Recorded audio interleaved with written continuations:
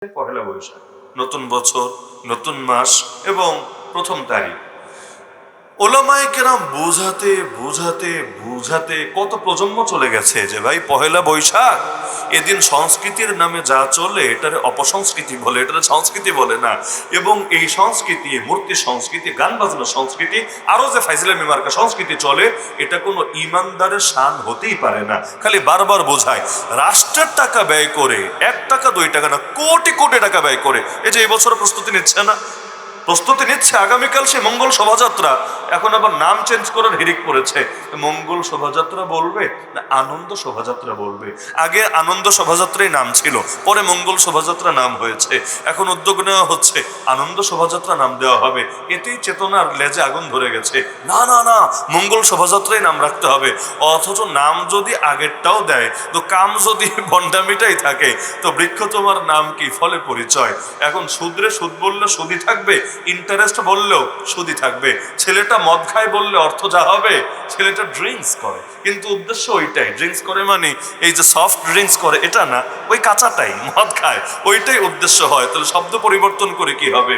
মাঝে মাঝে মানুষ শব্দ পাল্টায় একটু ভাব ধরার চেষ্টা করে। যেমন এখন বলে ওয়াশরুম, তাই না? ওয়াশরুমে যাবে। কিছুদিন আগে বলতো বাথরুম, তার আগে বলতো টয়লেট, তার আগে আর কি বলতো এটা আর মুখে না আনি। আরো কয়েক ধাপ আগে গেলে আরো বহু শব্দ ছিল। এমনকি এখন শব্দ পাল্টাতে পাল্টাতে, মানে এক শব্দ কয়দিন বললে কেমন কেমন লাগে, শব্দের মধ্যে গন্ধ আসে। তো এই জন্য শব্দ পাল্টা একটু ভদ্র হয়, কয়দিন পর আরেকটু ভদ্র হয়। ঢাকায় এক 5 স্টার হোটেলে একটা ইসলামিক কনফারেন্স ছিল, আমারও দাওয়াত ছিল মাস 2 আগে। তো এখন খাওয়া দাওয়ার পর্ব শেষে, খাওয়া দাওয়া শেষে এখন ভাবলাম একটু ওয়াশরুমে যাই। তো ওয়াশরুম খুঁজে পাই না। এক জায়গায় দেখলাম লেখা রেস্ট রুম, ওয়াশরুম না, রেস্ট রুম। কিন্তু এখন দেখি ভেতরে বেসিন বেসিন দেখা যায়। ভাবলাম আচ্ছা লেখা যায় থাকুক, ভেতরে ঢুকে কি আছে দেখা যায়। তো গেলাম, এখন দেখলাম এক পাশে বেসিন আছে, হাত ধোয়া যায়, আর অন্য পাশে সিরিয়াল দিয়ে বাথরুমগুলো আছে। এর মধ্যে প্রথম যেটা, উপরে এসি আছে মাশাআল্লাহ, লম্বা টাইম বসে থাকলেও সমস্যা নেই। এর মধ্যে প্রথম যেটা আছে, এর মধ্যে একে তো হাই কমোড, কিন্তু ভিতরে কি চলছে না চলছে তা তো দেখি না। তো বাহির থেকে গানের আওয়াজ শুনছি, গান মানে ইউটিউব বা ফেসবুক চালাচ্ছে, এবং কোনো হেডফোন, ইয়ারফোন, এয়ারবাডস কিচ্ছু লাগাই নেই, একদম গানের আওয়াজ আসছে। তো নিচ দিয়েও কাজ চলছে, উপর দিয়েও কাজ চলছে মাশাআল্লাহ। তো বুঝলাম রেস্ট রুম নাম যেটা দিয়েছে, নামের হক আদায় করেছে। তো নামে তো রেস্ট রুম, এখানে কিছু রেস্ট না করলে চলবে। তো এখন নাম দিয়েছে রেস্ট রুম, কয়দিন পর যে বেডরুম দিবে কি গ্যারান্টি আছে?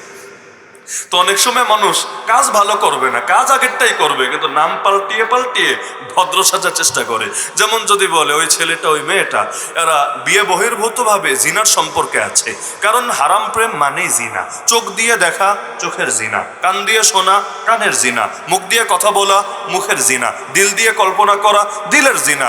আর বাকিটা তো আছেই। তাহলে বড়টা হোক আর ছোটটা হোক, জিনা তো। হারাম রিলেশন মানেই তো জিনা। কিন্তু যদি বলে ছেলেটা মেয়েটা জিনার রিলেশনে আছে, শুনলেই কেমন লাগে।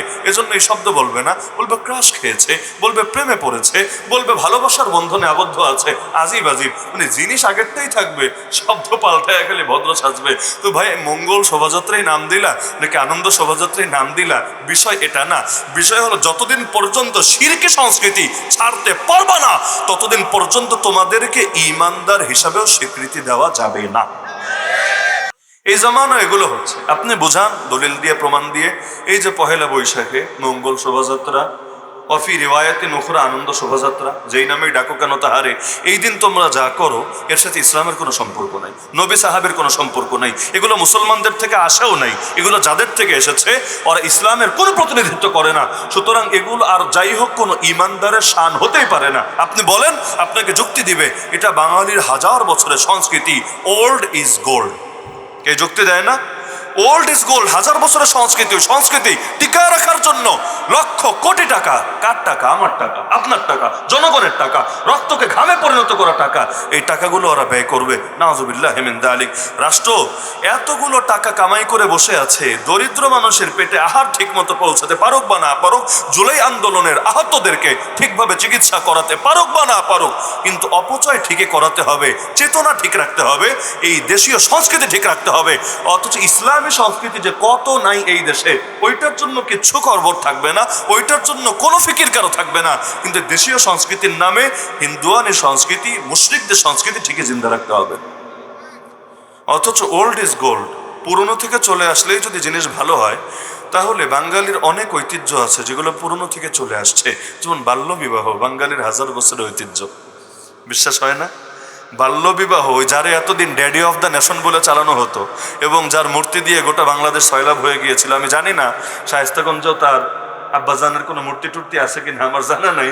পুরো বাংলাদেশ ছিল, আচ্ছা, পুরো বাংলাদেশ যার মূর্তি দিয়ে ভরে ফেলা হয়েছিল ভাস্কর্য দিয়ে, ওই মানুষটাও কিন্তু বিয়ে করেছিল এক ছোট্ট বালিকাকে, খুকি। অল্প বয়সে বিয়ে করেছিল, যেটা তার নিজের বইয়ে আছে অসমাপ্ত আত্মজীবনীতে। ওই কাশিমপুর জেলখানায় বসে এই বইয়ের এই পৃষ্ঠা আমার দেখার সুযোগ হয়েছিল যে কয় বছর বয়সে বিয়ে করেছে।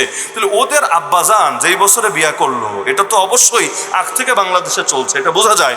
তো পুরনো থেকে চললেই যদি সেটাতে জিন্দা রাখতে হয়, তো তোরাও বাল্যবিবাহ কর, এটা বন্ধ করার কি দরকার? তোরাও চালাতে থাক যেমন তোদের বাপদাদারা পূর্বে চালিয়েছিল।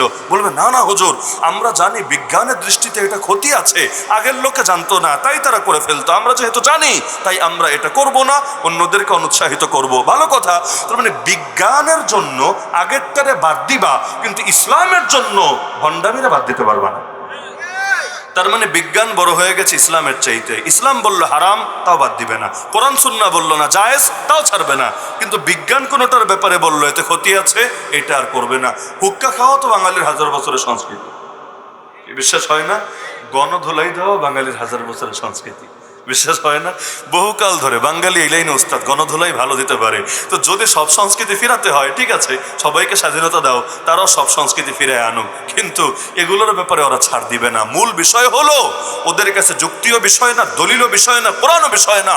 ওদের কাছে কাফের মুশরিকদের থেকে যে নুন খায়, ওই নুন খায়া খায়া গুণ গাওয়াটাই হলো বড় বিষয়। ওরা কোনো কিছুর বিনিময়ে এটা ছাড়তে রাজি না। এজন্য পহেলা বৈশাখে এখন লোক হয় না, এই কারণে ঈদের দিন পর্যন্ত মূর্তি ঢুকিয়ে দিয়েছে যে আমাদের পহেলা বৈশাখে মঙ্গলের মিছিলে, মঙ্গল শোভাযাত্রার মিছিলে, মূর্তির মিছিলে বেশি মানুষ আসবে না, চলো ঈদের মিছিলে মূর্তি ঢুকায় দেই, গান বাজনা ঢুকায় দেই, যাতে করে মানুষকে ঠিকই পাপে জড়ায় রাখা যায়, ফিতনাকে জিন্দা রাখা যায়।